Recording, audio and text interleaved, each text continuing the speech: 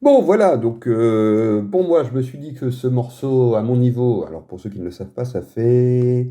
Je commence ma troisième année de batterie, en gros, donc ça fait 3 ans que j'ai commencé. Donc pour moi, là, j'estime, en tout cas, je me fixe le pari que ce morceau est réalisable pour moi. Et c'est là que je vais commencer l'étape la plus importante. Alors on l'appelle comme on veut, moi j'appelle ça l'éclatage, mais je me suis dit que déstructuration, c'était pas mal, ça sonnait mieux. Mais moi, j'aime bien éclater le morceau. Alors comment je m'y prends? Bah, je prends la partition et puis bah, je me fais... oula, il y a une petite erreur. Je me fais ma petite sauce. Du coup, bah, je regarde un peu et j'isole les S. Les S, c'est quoi? C'est les rythmes signature. Pour moi, le premier rythme signature... Alors, pourquoi rythme signature? Parce que pour moi, c'est des rythmes qu'on ne peut pas modifier, sinon on ne reconnaîtra pas le morceau. Et si on ne reconnaît pas le morceau, bah, on fait un autre morceau. Ça peut être un choix, hein. On a tout à fait le droit d'utiliser un morceau pour se l'approprier et se le déformer. Mais pour moi, ces 4 structures-là, c'est les rythmes signature du morceau. Et j'estime que si je les déforme, je ne remplis pas le contrat et que je fais pas une cover. Je fais ce qu'on appelle une improvisation. On a tout à fait le droit, encore une fois. Mais moi, je voulais faire une cover. C'est-à-dire me rapprocher le plus possible du morceau. Pour moi, le rythme signature 1, bah, c'est du, on l'a déjà dit, hein, du Mahler au Charleston. Et puis, bah, petit à petit, on va rajouter des éléments, mais toujours sur cette même structure Mahler. Alors, on va rajouter quoi? Bah, là, tout simplement un punchak. Là, un punchak, mais avec une crash. Et ici, c'est un peu particulier. Vous voyez que les grosses caisses, au lieu de les jouer au temps 1 et 3, ah oui, parce qu'on l'a pas dit, mais c'est du 4-4, hein. Toc. On va les jouer au temps 2 et 4. Et qu'est-ce qu'on joue d'habitude au temps 2 et 4? C'est les caisses claires. Donc là, il peut y avoir, ça n'a l'air de rien, mais peut-être un problème d'indépendance. Parce qu'on a plus l'habitude de jouer ça aux mains copiées. Donc le rythme S4 est peut-être pas sous-estimé, même si comme ça il a l'air de pas avoir beaucoup de notes, c'est peut-être l'un des rythmes les plus complexes. Une fois que j'ai identifié les rythmes signatures, je m'attaque à ce que j'appelle les rythmes variantes. Donc là on voit qu'on reconnaît la structure Mahler, ok. Qu'est-ce que j'ai? J'ai des gros caisses autant 1, 2, 4. 1, 2, 4. Là j'avais une grosse caisse autant 1 et 4. Et là j'ai une grosse caisse autant 2. Donc en fait là, pour moi c'est une variation du rythme S2 et S4, auquel on rajoute, on le voit ici, des tomes basses sur les deux premiers temps. Donc ça, bah, ça va être à travailler à part. Pour moi, c'est une variante, mais encore une fois, si je connais mes rythmes S2 et S4, rajouter un tome basse, ça devrait le faire, et ça m'inquiète moins que les rythmes signatures. Donc c'est pour ça que j'appelle ça rythme variante. Pour moi, ça, on peut pas y toucher. Ça, si c'est trop dur, c'est pas grave. Peut-être que je pourrais juste faire S2, enlever les tomes basses, on va en reparler, hein, S4.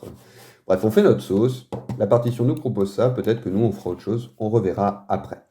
Après, bah, il y a tout ce qui est les fils, évidemment, hein. Donc, bah, les fils, vous le reconnaissez là, hein. Là, il y a le premier. Le deuxième qui est tout petit, de double croche, mais ça reste un fil quand même, il faut le travailler. Et le troisième qui nous propose des grosses caisses à contre-temps, puisque les temps sont ici, hein. 1, 2, 3, 4. Et donc, les 4 grosses caisses, on va les jouer à contre-temps. Donc voilà pour ce qui est les fils. Alors pourquoi je rajoute les mesures avant après? Parce que moi j'aime bien entourer le fil dans ma méthodologie de travail, pas jouer juste le fil. Et jouer le fil, on y reviendra, avec bah, pouvoir l'enchaîner, quoi. Et puis évidemment, il faut la mesure d'avant pour pouvoir le lancer. Parce que si on joue que le fil, forcément, il y a un problème puisqu'on ne tient pas compte de ce par quoi il est encadré, c'est-à-dire comment on arrive dessus, qu'est-ce qui va le lancer, et comment on repart après. Donc là, on va repartir avec une crash, par exemple. Et puis après, ben, alors là, c'est moi qui aime bien faire ça. Alors, j'ai les fils, j'ai les breaks. Pour moi, un fil, c'est quelque chose qui remplit la mesure, ou pas d'ailleurs. Mais en fait, là, pour moi, un break, c'est un truc où il y a beaucoup de silence. Comme son nom l'indique, break, on se repose. Donc, pour moi, c'est pas le même travail. Là, ça va plus être un travail de silence. On le voit ici, il y a 3 temps, hein. Alors qu'ici, bah, il n'y a pas vraiment de silence, hein. On va enchaîner, on va enchaîner. On va pas se reposer. Alors qu'ici, on a un temps de repos. Et je trouve que ça change un peu la philosophie de travail. Et puis, bah, qu'est-ce qu'il nous reste? Bah, il nous reste. Alors, ça, c'est vraiment ce que je fais à la fin, l'introduction et le final du morceau. Tu, tu, tu. Oui, je sais pas, il y a des erreurs, les diapos sont pas à l'endroit, mais c'est bon, c'est pas grave, vous me pardonnerez. Donc l'introduction, bah, ici, c'est quoi? Ça va être une croche qui va lancer bah, le molleur. Et la conclusion, ça va être quoi? Bah, ça va être une noire qui va venir se terminer sur une crash avec ce petit truc rit. Je sais plus le nom, rituendo peut-être en italien. Bon bref, on va ralentir tranquillement. Normalement, ils auraient dû mettre ici les pointillés. S'ils étaient rigoureux. Parce que c'est bien de ralentir, mais il faut savoir quand est-ce que ça se termine. Et ici, on aurait dû mettre une double barre.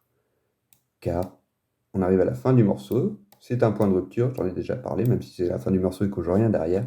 C'est un point de rupture et cette barre va nous aider à nous y retrouver.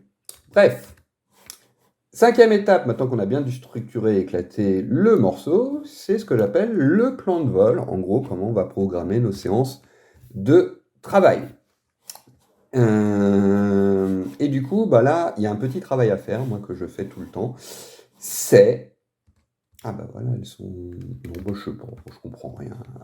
À l'ordre de mes diapos, c'est pas grave.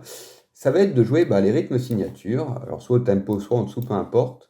Et pour chacun de ces rythmes signatures, je vais les jouer peut-être 30 secondes à 1 minute, et je vais mettre une note de 1 à 5 de difficulté.